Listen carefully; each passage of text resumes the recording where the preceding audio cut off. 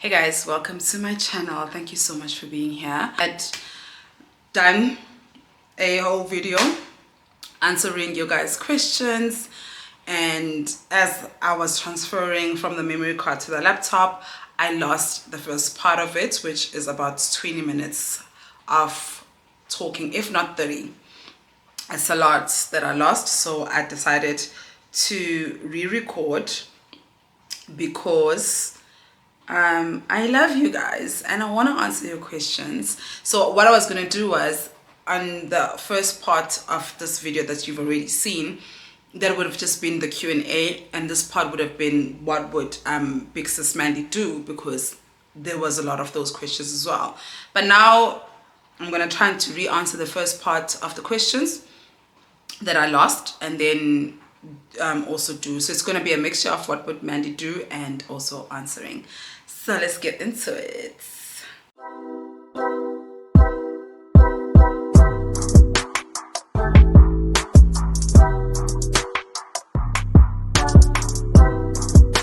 So Nana Flower says, hey Mandy, since Wawa is going to tertiary next year and you are currently employed, how are you planning to cover the cost?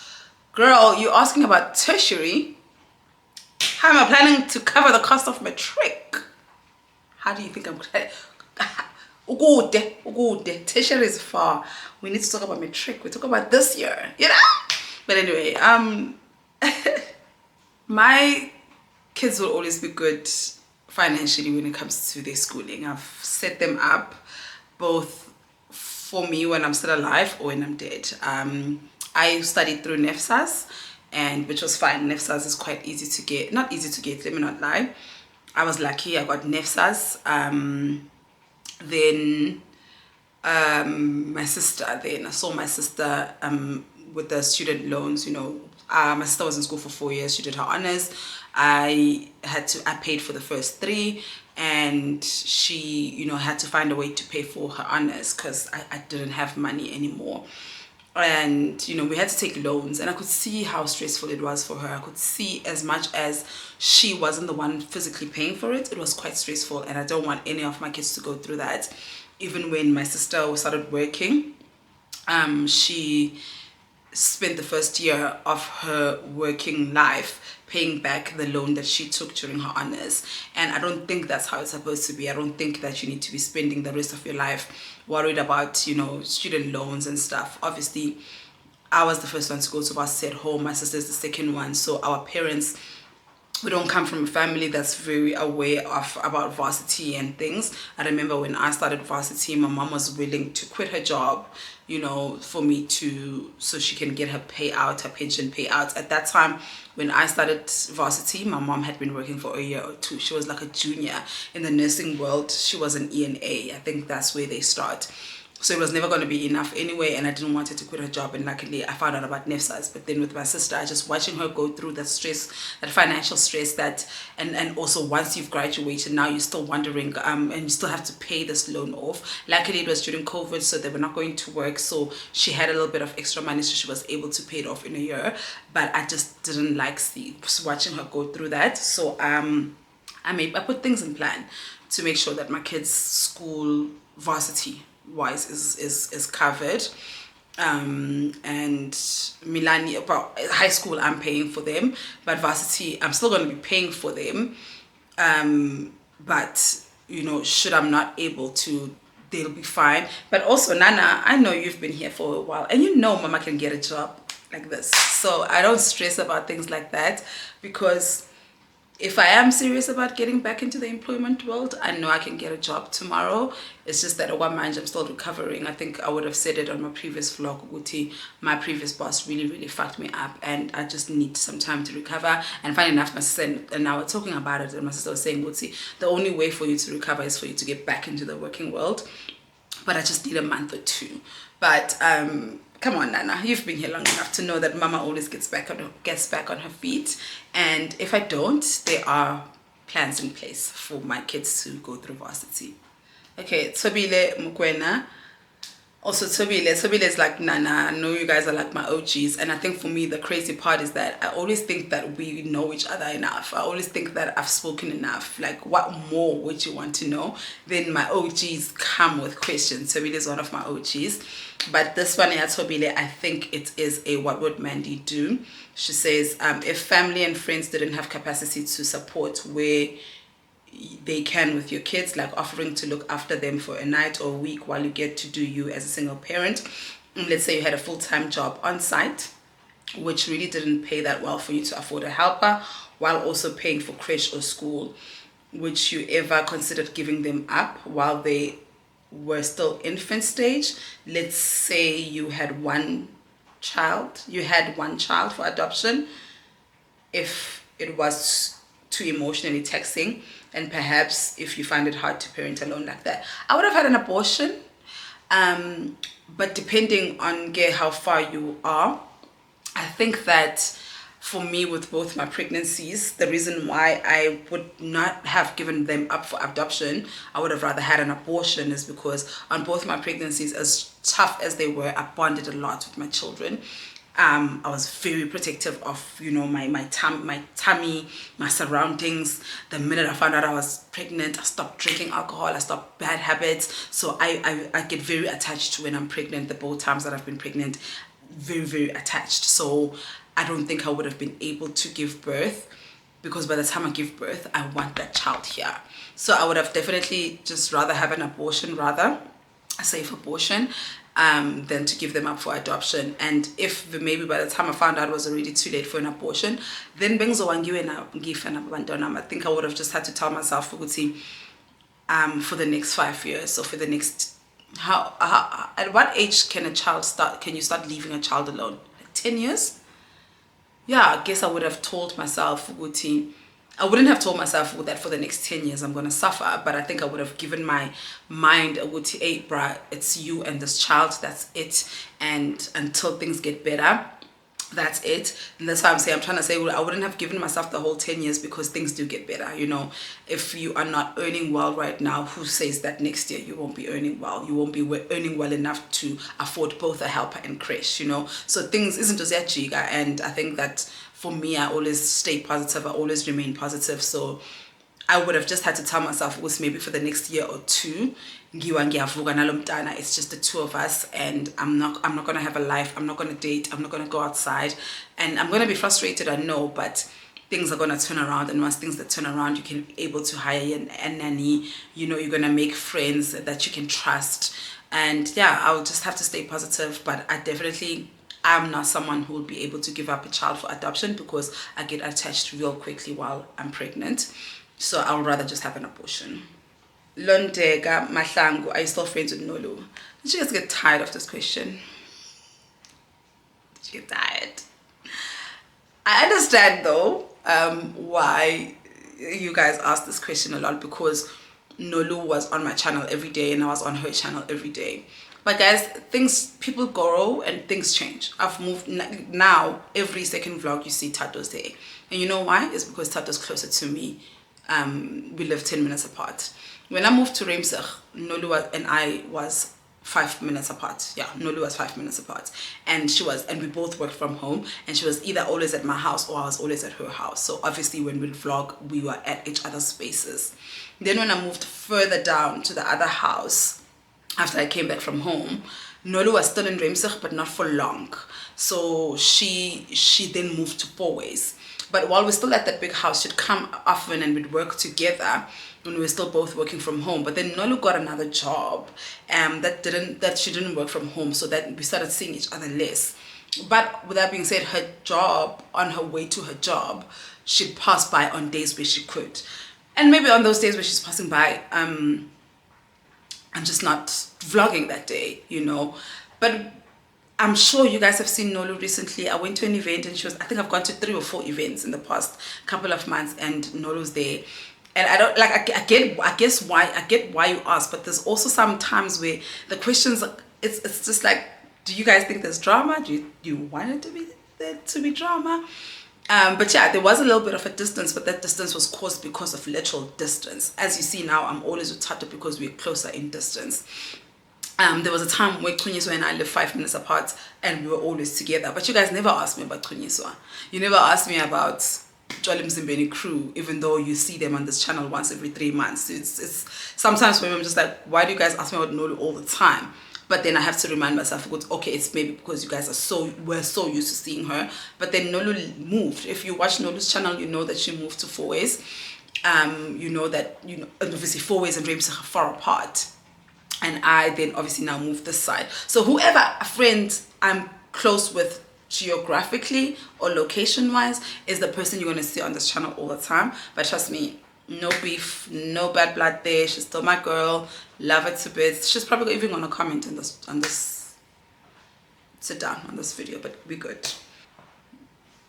Mwaba Kalima says, hey big sis, my question is on friendship balancing.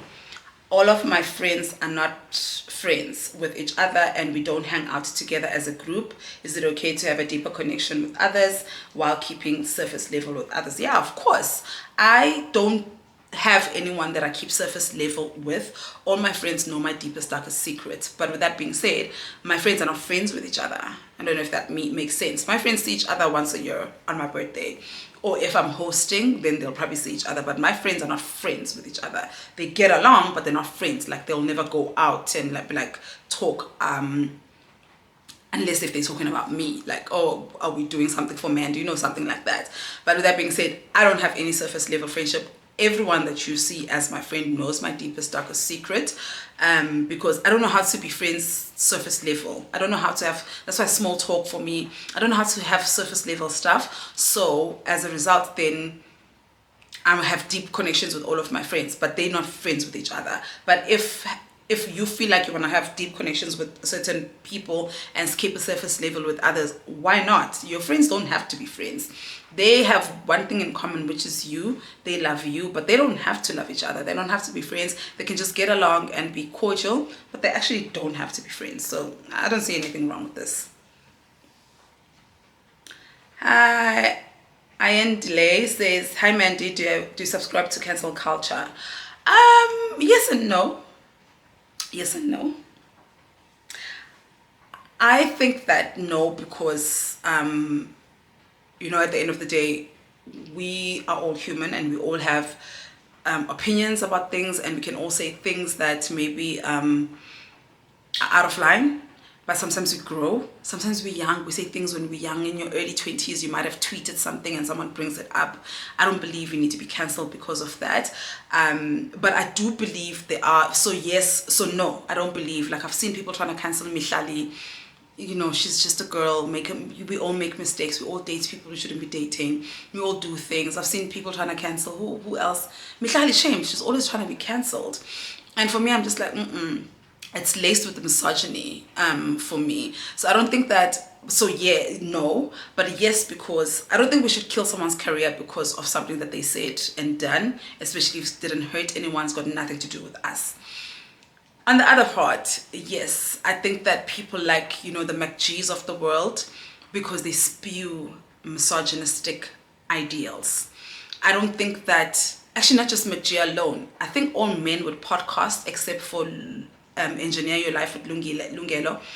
I think all men with podcasts, I think we need to defund podcasts. I think their mics need to be taken away because men are misogynistic, and even the good men, they can be misogynistic. So sometimes sometimes they're blatant, like McG, and who's the other guy, Slick talk back Slick, or whatever, that guy with a small voice. Sometimes they Musa Kaula, sometimes they're very open with their misogyny, so joneabo, and sometimes some other men, they try to lace it. But I do feel like men shouldn't have mics, because there's a generation of men that we are raising, of boys that we are raising, they're gonna listen to people like McG talk ill about women. Or McG, have you heard the way McG talks about Mihlali, Mini Hlamini, Boy T, all the baddies? Have you heard the way he speaks about them? So it's just like, we can't be raising boys who look up to you and this is how you speak about women. and women's bodies, because then now you're perpetuating what we should be killing. You're perpetuating the patriarchy, you're perpetuating the misogynistic ideals of this world. And I really don't think men should be heard. I think they just should be seen. And as a result, so cancel culture, yes, to men, but can we give some grace to the girlies? Yeah. I honestly don't think, I think we should defund podcasts. I think mics should be a bit more expensive. I don't think it should be this easy to have a podcast, especially if you're a man. As a man, like as a man, why are you talking? Go to work. Go to work, make money for your family, come back, give your wife money, give your girlfriend money, spoil your children. Like, why are you talking? Y'all need to be, men need to be heard. No, men need to be seen, not heard. So yeah, cancel culture for the boys with the dangerous tongues, except for engineering with life with Lungelo. That's my baby. Who else? Oh, Letabo. If you're on TikTok, you know Letabo. He's only 22 years old, but that boy is smart. So yeah, go back the cancel culture for some of them, and then no cancel culture for women. Let the girls redeem themselves. Give the girls grace. Society has never given women grace. Can we at least give them grace? Hi Mandy, Busi says, hi Mandy, what would you do if you had a friend that always complains about money now that she's no longer working, but even when she was working, she would complain that she doesn't have money? For instance, when you go out, at 50 rand, 100 rand, or doesn't have money at all. I would then cover the cost. Until recently, I realized she's taking advantage and she's also selfish when I do the same for my other friends. When she's with her other friends, she does have money. She even went on vacation with them sometime last year, but when she's with me, she doesn't have money. She knows that when we drink angithanda ukuphuza utshwala babantu, so she would also take advantage of that because I always buy. Am I wrong for distancing myself from her? You should cut her off. That's not your friend. Akakuboni. She's using you. I had a friend like this a couple of years ago, and you know, she didn't have a car. I don't know if she has a car now. I don't keep tabs on her, but like we'd go out, and whenever I'd go out, I'd go fetch her, and she lived on the other side of the world. Me and her lived on like this, so it's not like fetching her is on my way, so it literally have to take me out of my way. Never once would ask me, are you okay with petrol? When the bill comes, she's still trying to split the bill in half, as if I just didn't pour petrol to come fetch you, because I wouldn't have needed that much. I wouldn't have needed 200 rands extra petrol, you know, if I wasn't coming to fetch you. So just like inconsiderate like that. And then I started realizing, well, oh no, it means spam, because I've seen her out with her friends. They go out to fancy restaurants, but when it's me, we go out to like okay-ish restaurants that I end up having to pay for. So I was just like, okay, cool, it's me. So for me, I mean, over and above a lot of other things that we just stop being friends about. But I think that umuntu ongacabangeli and someone who blatantly takes advantage and takes advantage of you in the situation, that person doesn't see you, they don't like you. A friend who really wants to chill with you but they don't have money will say, Chomi, angna mali, can we rather sit at your house? That's what I do with my friends. My friends and I do that, which is like, we don't have to go to a restaurant. Angna mali, I'll bring a bottle of wine. A bottle of wine is 70 rand, and that's enough, you know. Then it's up to my friend to say, no, I want to go out, I'll cover you, you know, how much do you have, I'll cover you. That's what friendships do. And there's no way you're the one who never has money all the time. You never have money. It's weird for me. So distancing yourself is an understatement. I would cut that bitch off. Pumzile Nkosi says, hi Mandy, I know this might be a bit too personal, but if you don't mind, do you cash out your pension fund every time you resign from work, or you keep it? Cash it out every single time. Guys, I'm here for a good time, not a long time. So I don't see the point. Okay, wait. I don't like talking about money because I'm good with money, but I'm not good with money. So I don't like coming here and speaking about money because I don't want you guys to take my advice, okay? So every other job I've ever had where I resign, I cash out my pension. Always cash out my pension because I don't know when my next job is going to come, and I need money to survive. Up until the law firm, and I couldn't cash it out because of that two-pot system thing that was introduced. So then when I reached out to Alexander Forbes to be like, hey, how much I have, and they told me how much I have, and then I was like, how much am I gonna get? They're gonna like 1/3 of that. I was just like, I think the 1/3 was like 7,000 or 10,000, less than 10,000 though. I was just like, it's fine, keep it. What am I gonna do with it? Just keep it. I'm gonna buy a bag, just keep it. So, but before I would cash it all out, because listen guys, like what we retire when 65. So what if I die at 67? All this money that I would have kept to that, and now I'm just sitting here like, oh my god, like I'm not having fun in my life. I'm not going on vacations. I'm not buying my favorite bags because I'm saving money for retirement, when I can just live in the moment, you know. That's why, don't listen to me though. That's why, guys, I say I don't like talking about money on this channel, because I give bad financial advice. Okay, don't listen to me. But with that being said, I'm okay with cashing them out. I cash them out every time. At the previous job I had, it was a contract job, so I didn't have the benefit of a pension fund. So I've only been restricted once, and I guess going forward I'm not going to be cashing it out, thanks to the two-part system, which I guess is a good thing in a way. Thanks to the two-part system, I won't be cashing out, but before that I used to cash that bitch out and blow it. Sweet Salted Z says, hey Mandy, what would you say to someone that's embarking into the field that you're in, specifically strat comms?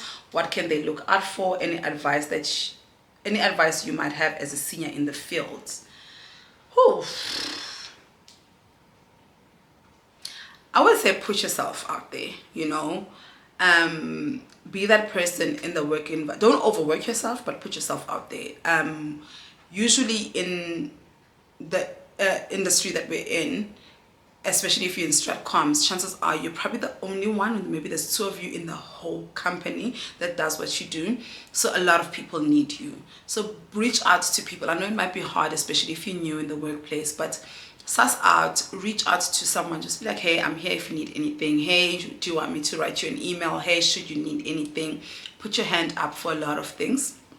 As mentioned, that's the only way for you to get noticed. Put your hand up. I think for me, what I did right and wrong at the law firm was putting my hand up a lot. You know, I was always, if there's anything needed for social media, I put my hand up, because I had the knowledge of it and the love for it. But then for me, it worked against me, because they were just like, oh, you can do this? Okay, do it more without the money. But everywhere I've ever worked, the more you put your hand up, the more noticed you get. So then you are able to be seen for promotions. You are able to be seen for things that will benefit you. You are able to be seen for even for like courses. Companies will offer you like short courses. Get close with your boss, you know.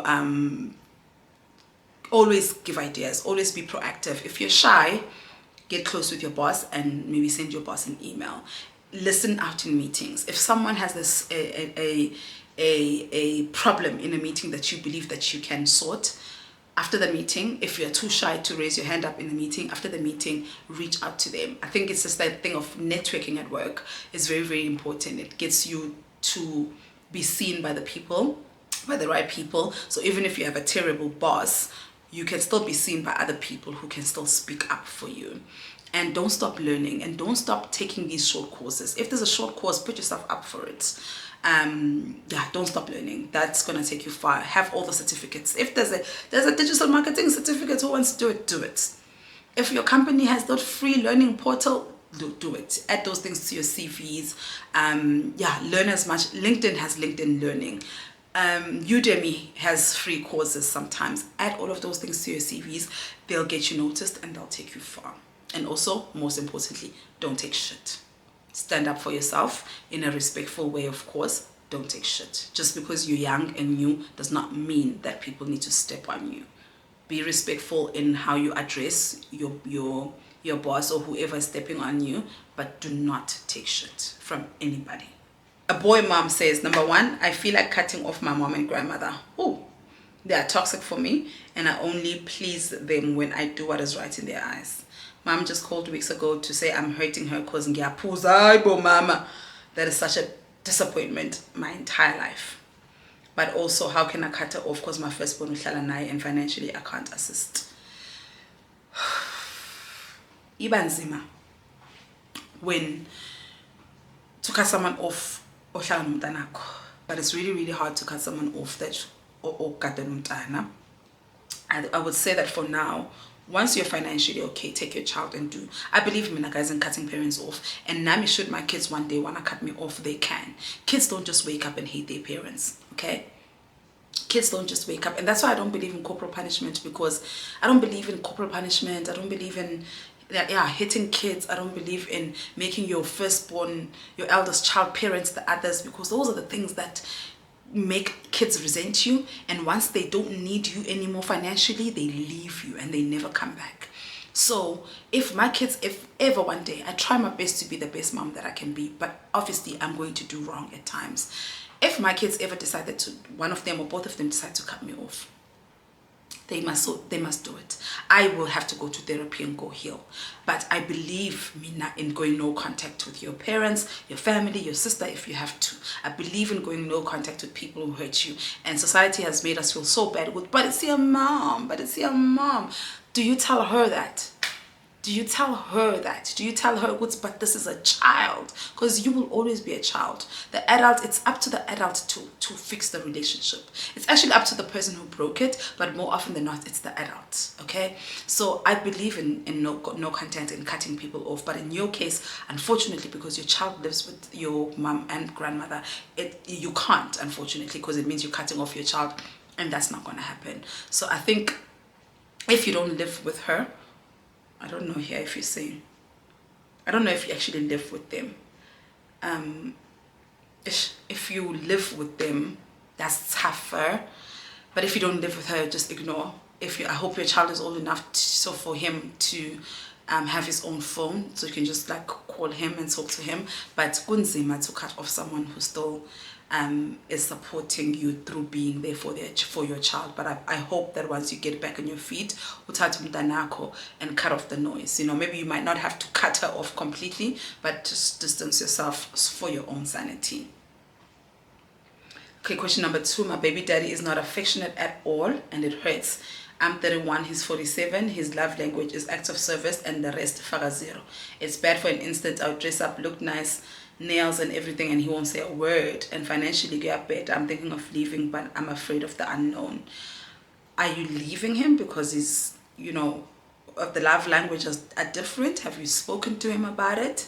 And more to financially get better, I believe in leaving men for financial reasons. So I wouldn't leave someone because our love languages are not the same. But I wouldn't break up with someone because just of that. But I assume that it's more than just the love languages. I assume there's more to it. And if there's more to it, then you're saying you're afraid of the unknown. What is the unknown? What were you doing before him? You were fine before him, right? So the unknown is literally just life without him. You've had a life without him.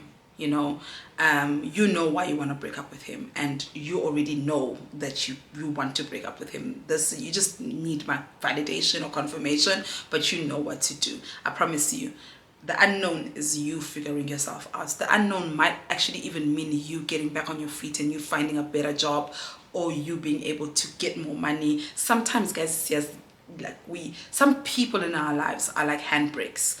The minute you let go of them, life goes and the unknown is, how I feel about leaving men, leaving jobs, leaving friendships. So obviously I'm going to say leave, but I wouldn't leave my partner just because our love languages are not the same. Obviously it hurts that you're a girl, you're just a girl. When you look good, I put on a lipstick, I want my man to be like, oh girl. I put on what is the thing called, a mascara, I want my man to notice. So obviously I know it hurts to date someone who doesn't even notice, and obviously that person, I don't even think it's a lack of affection, I just don't think he likes you. Or maybe he might be trying to humble you. Sometimes men try to humble you by not complimenting you, and they use the excuse of, but you already know that you're pretty, why should I tell you? No, tell me, bitch. Tell me I'm pretty. You're my man, So sometimes men try to humble you. Sometimes they're jealous of you. Sometimes they just don't like you. You know why you want to leave, but let me promise you one thing. On the other side of a breakup is a little bit of a heartbreak that you're going to get through. But it's finding yourself, discovering yourself, and the glow up. Which girl do you know that has left a man and looked bad. We all glow up. But when I post breakup, glow up, corner girl, and it works. Obviously, I would say leave him, but I wouldn't leave someone just because of a difference of love languages. But it seems like there's more, so leave. And I'd like all my people who have left relationships to please comment and tell her that the other side is just a little bit of a tiny beginning and a heartbreak, and finding yourself again.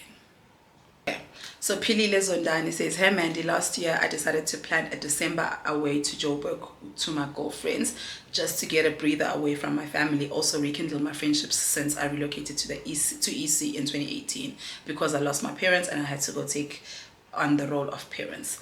I planned my vacation in October and I booked flights. Mid-November, my sister says she's doing imbeleko for her son in December because she wanted to accommodate our brother who closes at work in December. I told her that I've already made plans and I'd be leaving first week of December, and she said she'd never attend any of my events because of that. Mind you, I've been showing up for her and my nephew since birth. Never missed anything besides this one. Would you have gone ahead with your plans cancelled? I would have gone ahead with my plans. I think, guys, people, especially Tina with children, we get too entitled to our friends and family members' times, especially the ones who don't have kids. I've been guilty. There was a time where I felt so entitled to Norma's time because what's the issue? You don't have kids. Then I had to just be like, but she's child free by choice. And if she wanted to have kids, she would have had kids. I had to literally pull myself back. I'm like, you don't visit us anymore. You don't love us anymore. But I'm just like, Norma has been there since day one. 2-3 times she couldn't show up for me. I almost blew the top off. Luckily, I'm in therapy. So I spoke to my therapist about it. My therapist was just like, made me understand. But there are people who don't have kids because they don't want to have kids. And they've shown up for us.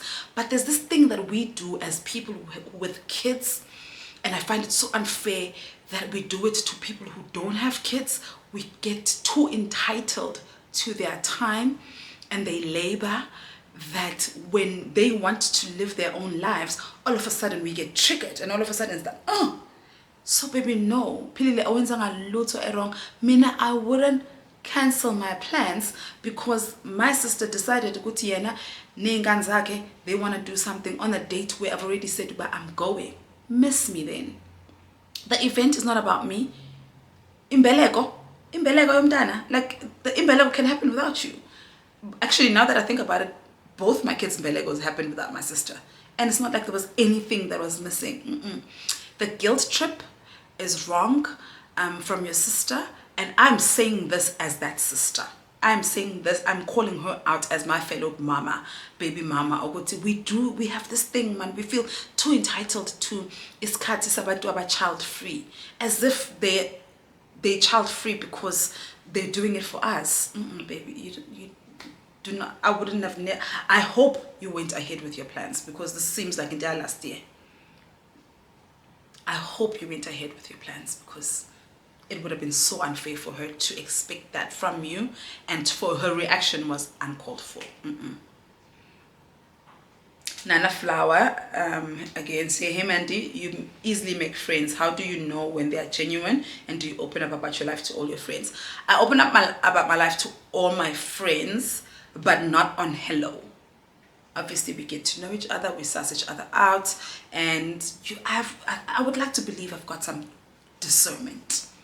My heart tells you, your body tells you. There are people obviously I've been around where I'm just like, we're trying a friendship, but my body is not allowing, you know. So I listen to my body, I listen to my heart. Listen to how you feel when you get home. After spending time with that said friend, how do you feel when you get home? Do you feel bad? Do you feel like, oh, I spoke too much? Do you feel, relieved? Do you feel at ease? So I listen to those things. And yes, I share all my business with all my friends because they also share all their business with me. I don't have a friend that I'm like, when I'll tell you this, when I'll tell you that. Obviously, I've got friends that I can say, if I want to party, you coming with. If I want to go to church, I'm going to call you. If I want advice on relationships, I go to you. But all of my friends know my business. And yeah, how do I know it's genuine? My body tells me, my heart tells me, and sometimes my friends' mothers tell me. I'll never forget one time Boitumelo told me one time, she was just like, my mom doesn't like this and this and this certain friend of yours. I was just like, say no more. When a mothers know. Mothers know. So when Boitumelo told me that there's a certain friend of hers that her mom didn't like, I was just like, it's okay. So yeah, my heart tells me, my body tells me, sometimes my friends tell me, sometimes my friends' mothers tell me. So yeah. This one says, hi Mandy, what helped you the most in healing? I dated this guy for 3 months and all this time he was making plans to marry someone else. He had made promises to me only to find out he was lying. So after I found out, I asked him and he said he just wanted to date someone before he got married. He had mentioned how his ex cheated on him and hurt him, only to discover that the ex wasn't an ex. It was his longtime girlfriend and they were planning to get married. I was deeply hurt and I asked myself why someone I didn't hurt would use me to get even with someone who hurt him. Like using me in order to even get the lady before marriage.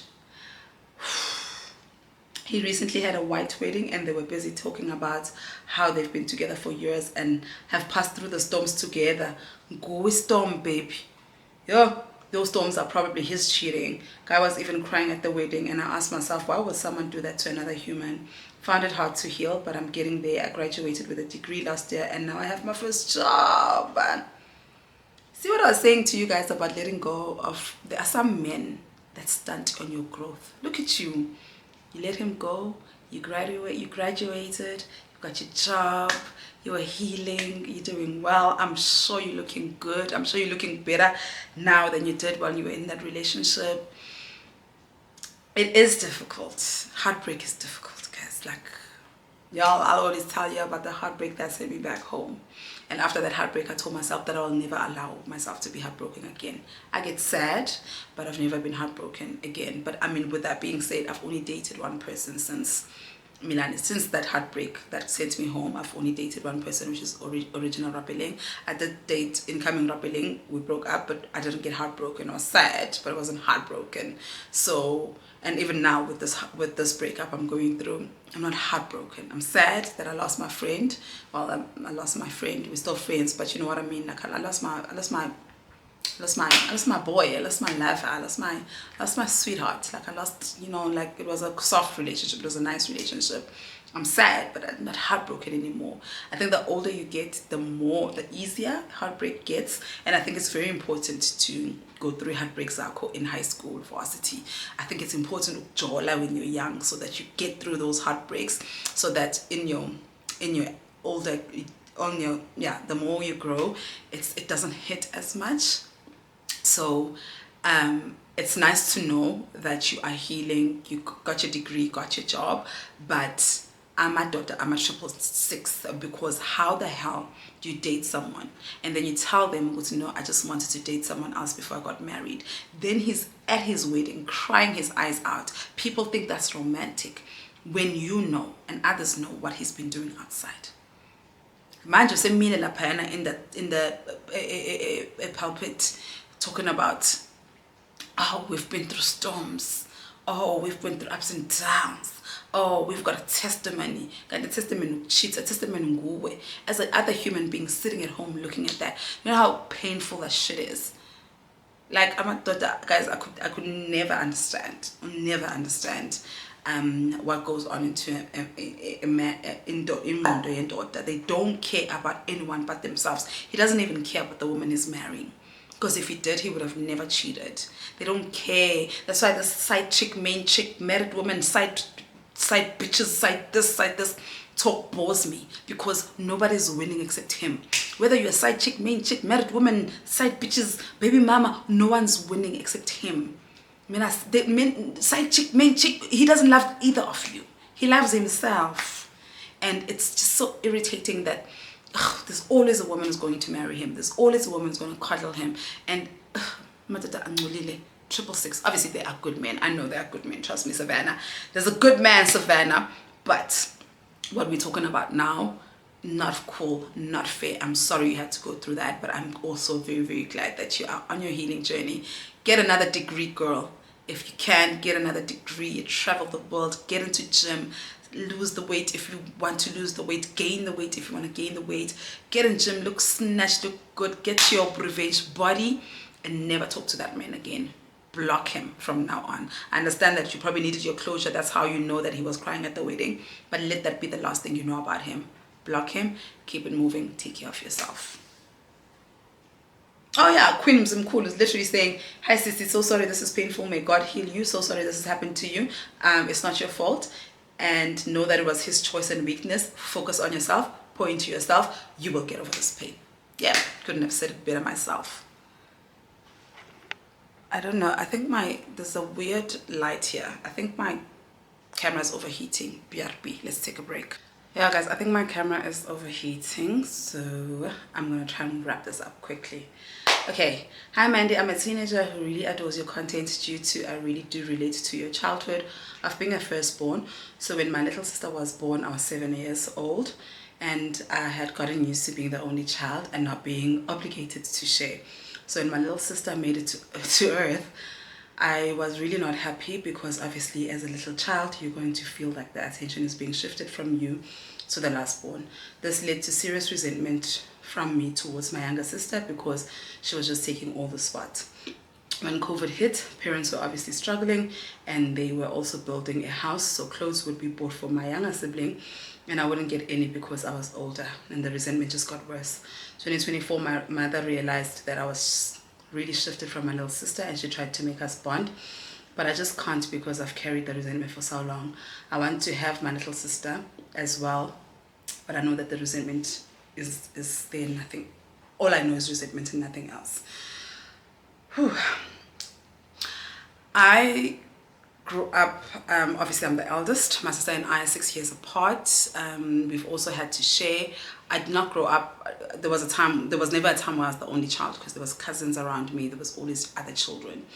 But I did grow up feeling like my little sister was the favorite. She was more loved and more favored and stuff. So there was resentment, and also I had to take care of my sister. There was resentment, but my difference between you and me is that I knew who to direct my anger towards. Your sister didn't do anything. Your parents were wrong. Your mom was the one who was wrong. Your mom is the one who showed favoritism. And coming from someone who's also got 2 kids, sometimes it really is difficult, and especially if the kids are very like far apart. My children are 12 years apart. I have to say that there was a time where I did forget to go to, oh shit, Alwanda is also still a child who's used to being the only child, and I gave Milani a lot of attention because there's also that thing, Guti, if I don't give this one attention, if I lose my sight from her, she might actually just put her hand in the plug and choke to death, you know. So obviously kids require more attention. But I could see Uguti what it was doing towards my kids, and instead of me going to Alwanda and say, hey, love your sister again, I shifted my relationship, and I showed this when I started going on separate dates with Alwande, and instead of going out as a family, all 3 of us, because even when we go out as a family, all 3 of us, I still have to give Milani more attention because she's touching this, she's touching that. So I started leaving Milani at home. Sometimes I leave her with Kunyi, so sometimes I leave her with Nolu, and I just take Alwande out. So I started building that relationship again, that trust again, and I could see it was coming back. So the only person who can help you with this resentment is the mom. Your mom can't say to you, you guys need to fix your relationship, when she's the one who played a role in the relationship breaking. I think sometimes as parents we forget about our firstborns. We think that she'll be fine. So I think that you need to redirect your anger and resentment towards your mom so that you can still have a relationship with your sister. Ukumbula, your sister is a baby as much as you were, but she's the baby. None of you guys are wrong. None of you guys are at fault. It's the parents, it's the adults here that should have made sure that the relationship is not tainted. They should have made sure that they didn't show any favoritism or made anyone feel some type of way. So I would say, Uguti, your anger is directed. Your resentment is misdirected. You should be angry with your mom. Now I was angry with my mom. I've always been angry with my mom. Uti, why am I the one taking care of Noma? She's your child. And why am I the one doing this for Noma? It's your child. I've never felt any type of resentment towards my sister. even though there are times where I should have, but for me it was just like, she's just a baby. Here's my problem, you know. And luckily, I think I've said it before, I come from, you know, my mom is not above apologies, she's not above us having conversations. So she was very much, oh my god, I'm so sorry, I did not see it that way. So I would suggest that maybe you talk to your mom. Easy on your sister. She didn't do it on purpose. She didn't do anything wrong at all. Easy on your sister, and you direct your anger towards your mom and your resentment towards your mom, and talk to your mom. You know, seems like she's someone that you can talk to. Talk to your mom and tell her exactly how you feel, and tell her exactly how her playing favorite affected your relationship, and how basically affected everything. Maybe she doesn't even see it that way. She might actually apologize. She might actually see things differently. She might actually try to rebuild your relationship with her, as I did when I realized it would seem more attention was going to Milani. I literally was just like, oh, it's not gonna be like that. Let me have weekly dates with Alwande. Let's cook together. Let's do things that's going to bring us closer. So I do give your mom some grace and do give her a chance to fix it, but try to shift your resentment away from your sister to the person that you need to that needs to go to. I hope I'm making sense. Olorado says, not a question, but I'm 20 and I have a sister same age as you with 2 kids, one being a teenager. Your content makes me understand how my sister feels as a firstborn daughter and a single mother of 2. Watching your channel has made me realize mothers need some break and deserve to live just a little bit. But laughing faces, I'm glad that my channel makes you guys see your sisters and your mothers in a different, positive light. Mommies do need a break too, especially if they are firstborns and especially if they are single moms. So if you do have the capacity, please snatch that baby away from her, even if it's for an hour. I promise you it will make such a huge difference for her. Summer says, thank you for always being a big sis. Your last vlog pulled at my heartstrings. My work life is similar to yours, but of late I can feel that the family isn't about supporting me. I have one daughter and she's 4, and the amount of pressure I feel is insane. How are you able to get your family to rally behind you and still hold space for you to make decisions that sit well within your soul? I think what my family, what happened was, I think because I played such a huge role to my family growing up, I don't know if I want to say maybe they might feel as if they owe me. I don't know, man. I think I've proven to my family that I can take care of myself, and no matter how bad a decision I make, I can always bounce back. So it's easier then for them to rally behind me because Amanda per se. So I think me being able to prove myself to them from a young child, whether it was me proving myself to them through helping out at home, helping raising my sister, taking my sister to school, and now me just like, even when I fell pregnant with Alwande, I still took responsibility and accountability and make sure that, you know, I raised her even though I was far. So I think my family has never had a reason to doubt me. There are some times where they feel like they might be questioning my decisions, but they might not say it, but I have felt that way. But I think that because I've proven to them that every decision I've made have been for the good, and I've proven to them that I can take care of myself, even kukubi, they do feel a bit lighter when it comes to supporting me. So in your case, Samu, I don't know if when you say that your work life is similar to mine, do you want to quit your job and you feel like your family is not supportive? You know, what is it that you want to do? Yeah, like what is it that you want to do, and do you want to maybe perhaps sit with them and ask them, why do they feel like this time they can't trust you, or they can't trust that you know what you're doing? Yeah. Okay, I'm done with the ones on thingy. There's ones I took screenshots from TikTok.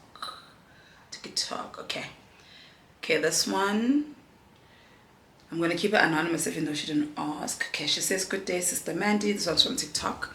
What would Mandy do? I'm the middle child, 30 years of age, and I'm unemployed. Both my other siblings are working. I'm trying so hard to find a job, but there's nothing. The disrespect I get from my family is unbearable. I cry to sleep every day. I don't talk back, but I'm deeply broken, and my mom says bad words to me. Example, you are disgusting me. Mind you, I have a 4-year-old. Her father is a deadbeat. I'm close to shutting us off shutting us off permanently. I'm tired. What would Sis Mandy do? Thank you very much. I watch you every time. Just afraid to reach out. Whew.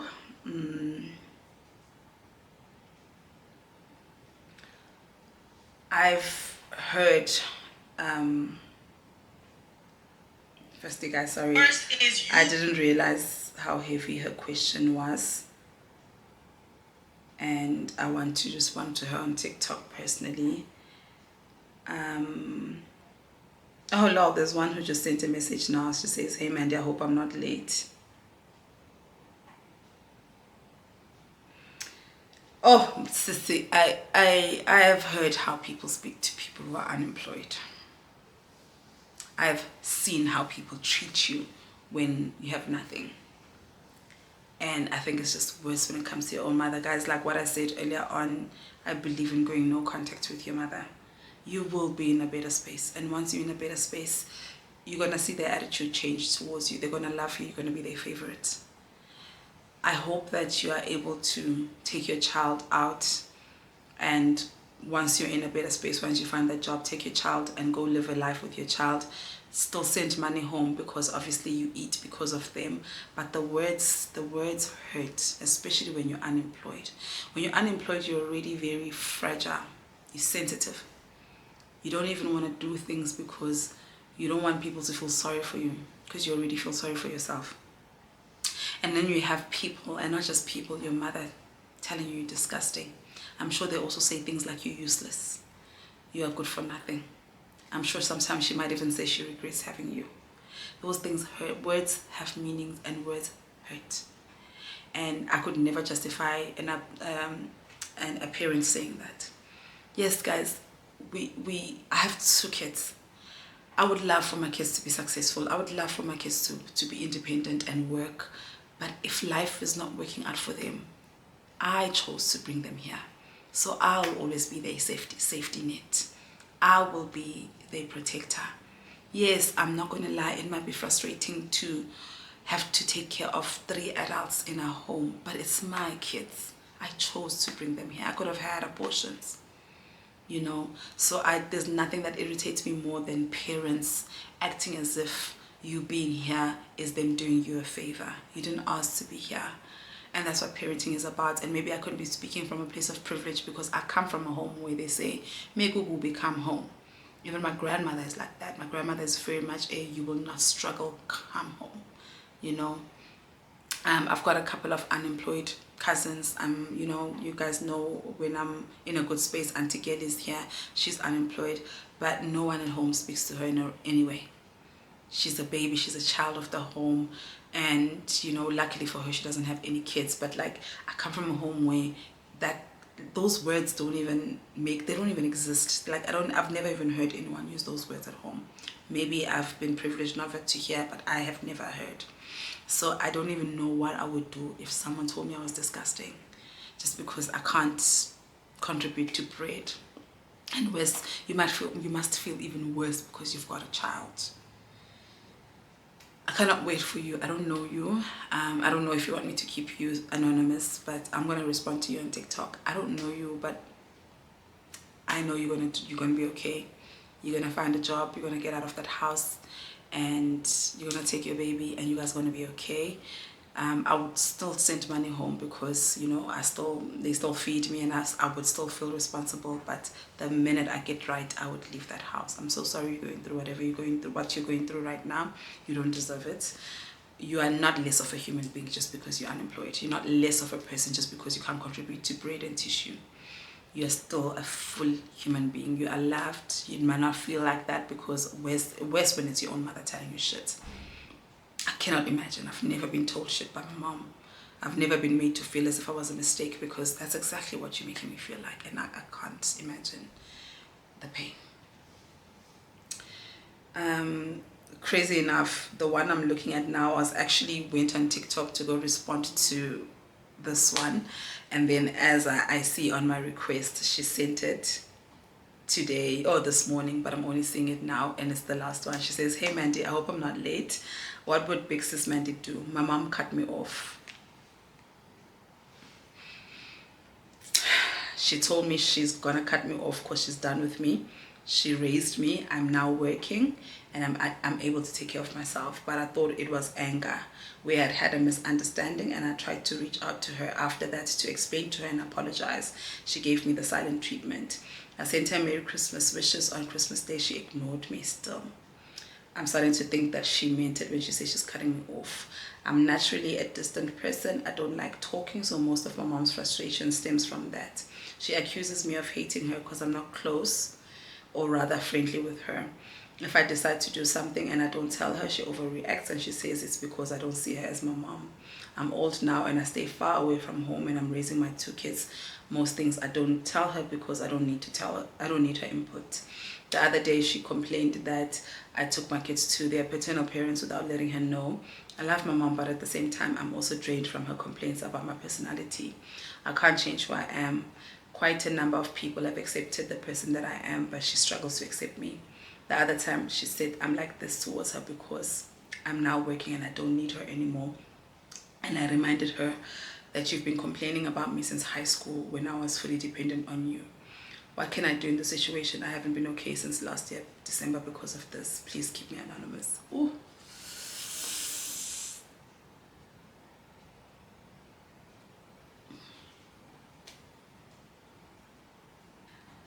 I think I might repeat myself. Nay. I hate it when parents treat kids as if they're doing you a favor by bringing you here on earth and raising you.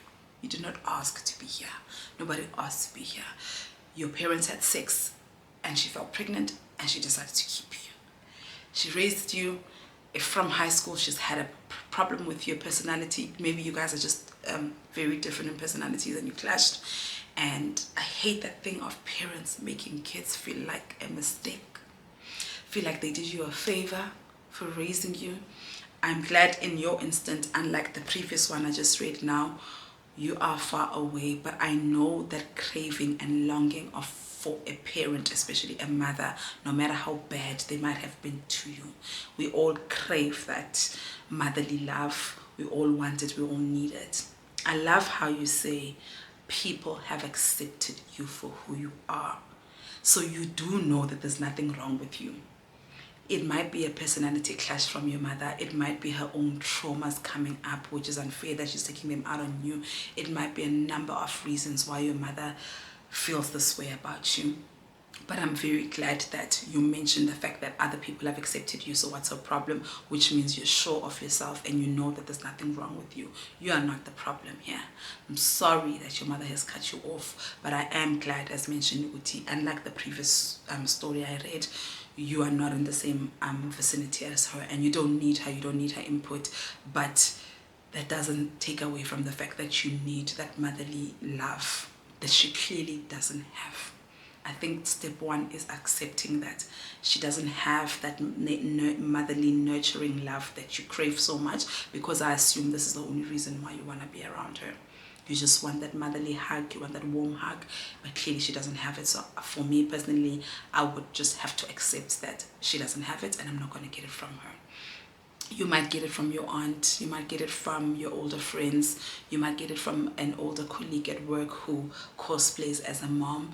I know it's not going to be the same as the love and the hug that you want from your mother, but knowing that you'll never get it is the first step for me to accept it. And also, hey guys, I don't know, like I've never been told ugly words by my mom, but I can just imagine. My mom gives silent treatment. I think I've said this before, well, used to, until we spoke about it. And at this point when I read these stories, I think I would take a silent treatment than having her to tell me that I'm a mistake. Because words stick, guys. You think about them, you sleep. You think about them when you wake up, when you go to pee, when you go make tea, they ring. When you see other people with good relationships with their mothers, you think about yours and you think about the words that they said to you. To not be liked by your mother, more was to accept that your mother doesn't like you. The one person, your first love, your God, Guys, our mothers, we treat our mothers are like our gods. And so to know that this person that you put in such a high pedestal, I'm so sorry. But yeah, I think that the first thing that I would accept is that my camera is overheating again. But I think that the first thing I would accept is that I'll never get that love from her. She doesn't have it in her, not for me anyway, because she might do it for your siblings, not for me anyway. We are different, we have different personalities. Maybe there's something about my personality that triggers her. Maybe I remind her of my dad, that's someone that she doesn't like. Maybe, but all in all, none of it is your fault. None of it is your fault. But I think that you know it because you already mentioned Uti. The fact that you can be accepted by other people means you know that it's not your fault. You're good. I'm really sorry that, guys, that you have these kind of relationships with your mothers, and it breaks my heart because I can't relate, and so I never know what to say. And it also breaks my heart because when I look at my kids, yeah, sometimes I'm not in a good space with Alwande, but like there's never a time where I'm just like, I don't want you. Like, no matter how bad things get between Alwande and I, one thing I always remind her of when she starts feeling unworthy because of her dad didn't want her, I always remind her, Uti, I was pregnant at a time where I could have had an abortion. I chose to have you. I wanted you here. So I cannot imagine now turning around to the same person that I wanted here, that I brought into this world, and saying disgusting things to her face and cutting her off, and I can't imagine. I cannot imagine. I empathize with you guys a lot, especially people who don't have good relationships with their mothers. I'm really, really sorry. I hope that you can find someone else who's a mother figure to you, whether it's your aunt or that older woman at work who just loves you. But I know it will never replace your mother's love. We are ending this video on a very sad note. I've got two very important messages to respond to on TikTok. Granted, they're going to see this video, but I want to personally respond to both the ladies, this one and the previous one. I hope that you guys enjoyed this vlog, this Q&A. Thank you so much for watching, and I'll see you on the next one.